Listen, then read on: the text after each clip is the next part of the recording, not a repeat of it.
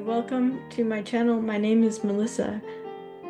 How many people have waited for illness in order to realize that they need to change, something has to change, or waited for a serious event in their life? In my case, I waited for illness, which only came at the age of 21. But for me, it was a call to either change or accept the fact that I was in no control of my health or my life. And I wish that people would not wait in order to start to contemplate and make the changes. So I want this video, if you are watching, to be an inspiration for you to reflect and take steps and break out of the binds that you may feel like you are in. I will share you my case. I was uh, registered autistic, we can say, and I was in college. I was successful in many things that I was doing. I was on the rowing team. I was a president of a club. I was like a overachiever, and that was basically what I did, was overachieve, and I was good at it. But then in the end of my college years, I encountered an illness. And it was an illness that had been kind of going on for a while, but no one really knew what exactly it was or what was going on. Now I'll backtrack to say that I had a best friend named Anna who was also on the spectrum, and we were very similar in many ways. She happened to suffer from depression in her early childhood, and still in her teens she had some events happen and she returned to her serious levels of depression. But um, I never suffered from depression. Well, that was her, that was what was happening with her, and she had been put on a lot of medications. She was so artistic, and she was having tremors, and she couldn't draw anymore. She couldn't crochet anymore. She couldn't embroider anymore. She was an embroiderer, and she couldn't even do her daily life with the same kind of ease and pleasure anymore. And so it was a lot to pay in order to not have any access to those feelings of depression that um, ended up taking her life. It wasn't depression that took her life, although it was this dance between those feelings and the medication, the fact that she felt horrible physically. She was passing out in the various places and at work and having heart issues. And one night she just left. And when she left, when I got the phone call from, I don't remember who it was, a friend's mother, probably. And I remember just crying on my mother. I happened to be home from college at that time, thank goodness. And I couldn't stop crying, and it lasted for a long time. It was a hard process. And you might think, I mean, she was my best friend, yeah, but I mean, I wasn't super social. We didn't see each other that much. I had been in college, and the reason why it hit me so much, because our souls are very connected. We would have almost like lucid dreaming together. It was incredible. And when she left, I had this it was like this rock my fell in my stomach, like a pit formed in my stomach, like a hollow seemed to open up in my heart, and I felt so heavy. I didn't quite know why. And then when I found myself ill. I took the meds that I had been taking since I was 7 years old every day. I had tried to go off down on them. I wanted to go off them, but I had failed. I had tried several times, gone down the amount of dose that my psychiatrist would let me to go off of the meds. And after a certain while, I would just feel unable to function because it was a replacement for serotonin and dopamine, which aren't just the hyper happy hormones that we know them as. They're really neurotransmitters that are vital for all body functions. So those drugs that I were on were replacing serotonin and dopamine, and when I cut the dose too much, my whole body function was compromised. So I wasn't able to do college or function. But I took the meds every day because so I was unable to reduce them. And I began having pain every time after I took them. I began feeling heavy. I'd wake up in the morning and have about an hour. I'd take the meds. I had pain in my stomach, and 30 minutes later, I felt like lying down. I didn't know who to go to. I looked up on the internet. They said that sometimes after so many years on a single medication, your body can develop a resistance to it. I don't know if that's true, and I didn't know then. But the point was that it wasn't working. And I didn't know who to talk to. I didn't have anyone. And that's why I'm making this video. Because at that point in time, all I really actually had was YouTube. And honestly, I just looked into natural health later on down the road. But there wasn't really anyone who told me, Melissa, yes, I did this. And this is how I did it. So I would like to tell you what I did and how I resolved the situation. But first, I would like you to know that before that, because I didn't know what to do and I didn't know who to ask, I didn't tell anyone. And then one day, I fell over sideways and I had a hard time getting up again. I couldn't function for several weeks. My mother came to pick me up from school and they took me to a doctor, said I had an atypical migraine, and gave me, luckily, some treatment called craniosacral therapy, which did help.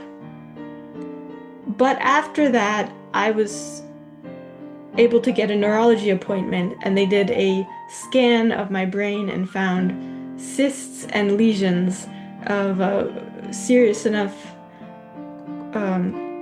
quantity that they told me to come back to test to see if it was cancer.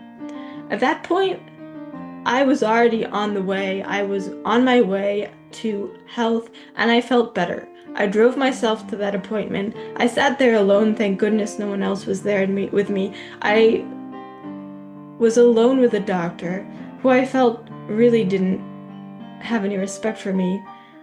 I asked him if I could have copies of the scans. He said no. He said, come back. And I went home. I drove home.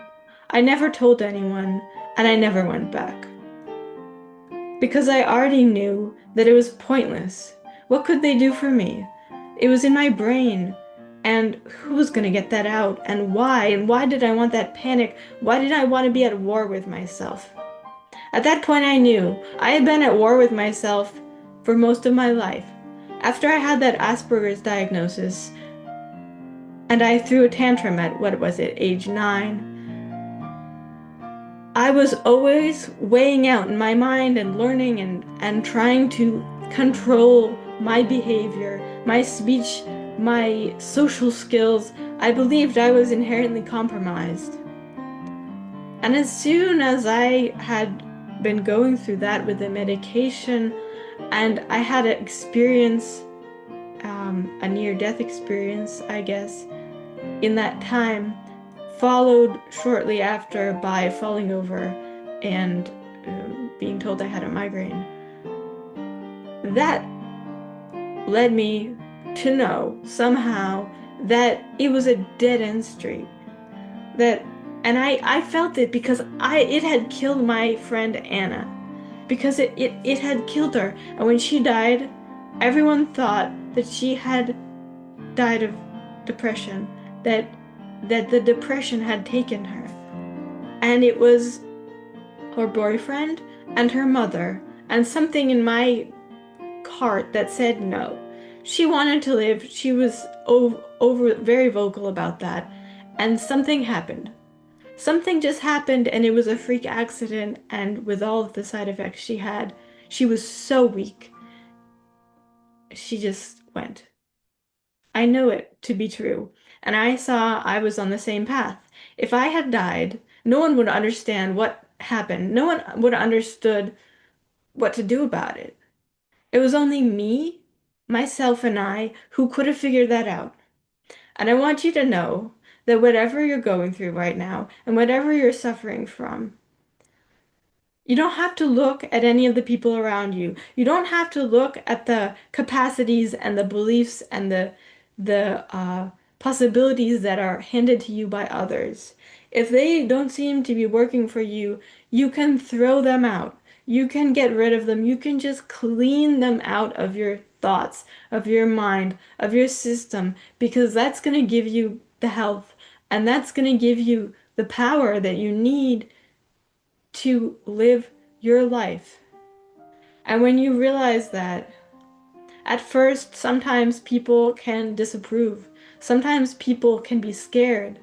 But compassion means that you know that that's their fear for their own selves. That's just a reflection of their beliefs about how they can behave, how free they are. And if you start being free, people end up reflecting sometimes back their fear about freedom, and it can be hard at first when you start making those moves and doing those things that you really can't tell anyone about, because maybe the people around you, maybe your family doesn't think that way, doesn't believe in it. But I tell you, it doesn't matter, because at first when I did that,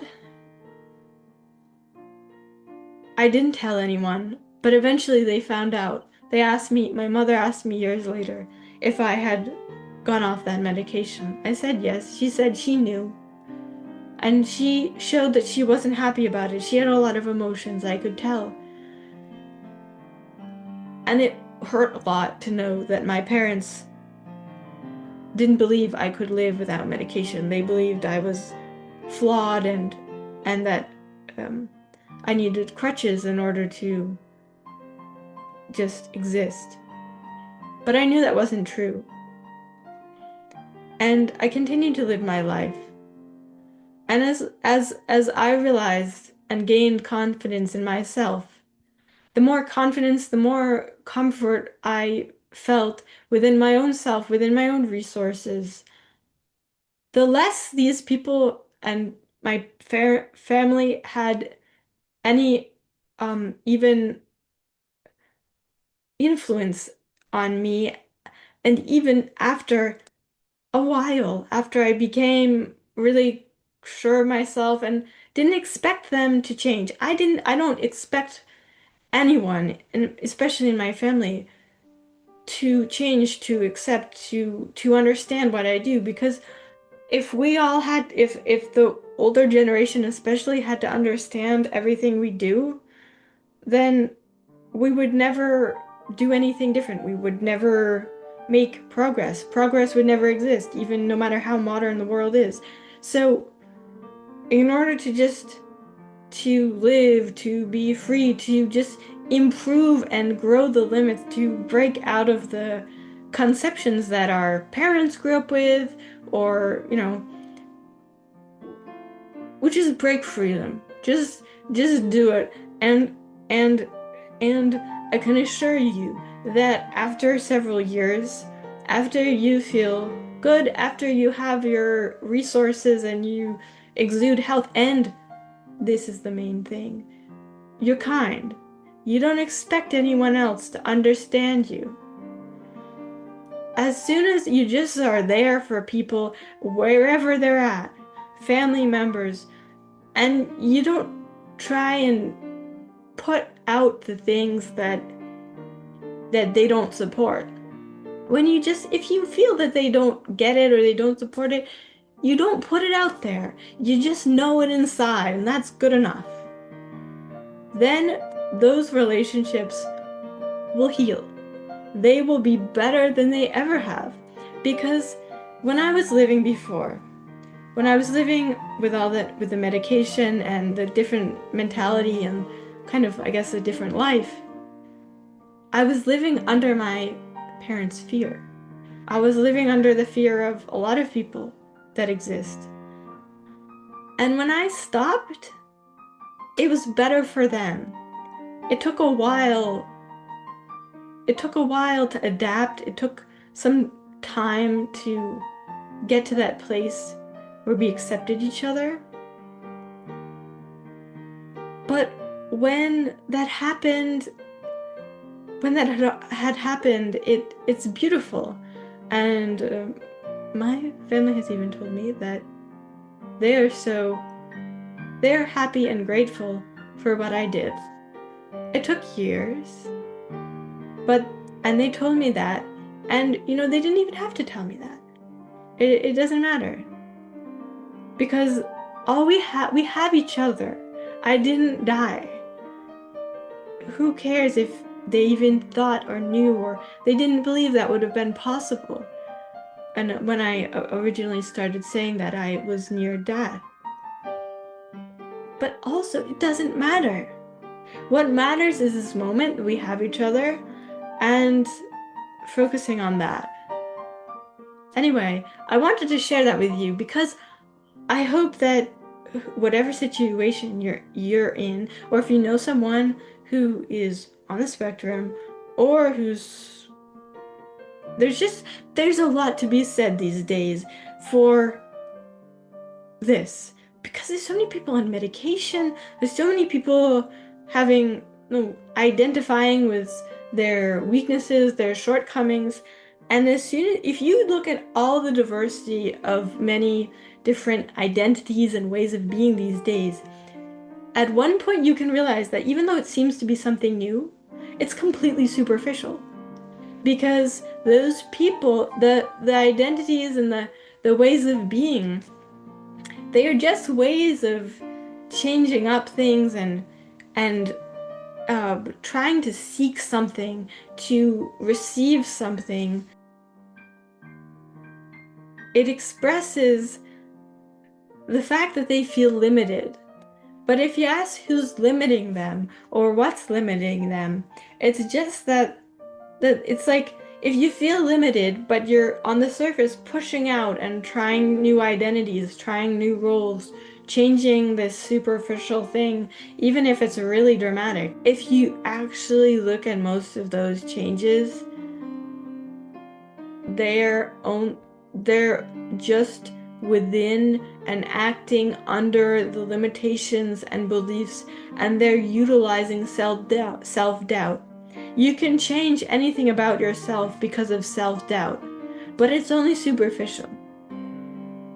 So, I look at the world today and a lot of the young people who are my age or younger or even older, and I just feel a lot of compassion because I just know they're trying to change stuff, but it's because they're insecure. And the one thing that people just could get, which would be beautiful, is that all of the disease, all of even the mental stuff that's going on, it's part of the same soup. It's not who we really are. It's a reflection of the limitations, the shadows, the damping downs, the things, the pain, the trauma, and all of that isn't who we really are. And if we focus on it, it doesn't go away. So, what do we focus on to make that go away? We just realize it's not who we really are. And that everyone in their soul, in their expression of who they are, is harmonious. Everyone ought in their soul, everyone is equipped with all the tools they need to communicate. And it doesn't mean that in this life, if they come in and they get injured and it's really challenging to get 100% to what their potential is, that's okay. But at least to know that they're okay, that they're whole. Because if you really know that you're whole and you're acting in that and you're building that, you're gonna have enough serotonin and dopamine that you don't need the psychotropic drugs, you don't need depression meds and all of those, and even physical meds. So I hope you enjoyed this video and it was inspiring to you in some way. Please let me know in the comments if it was or if it brings anything to mind. Let's support each other. Namaste.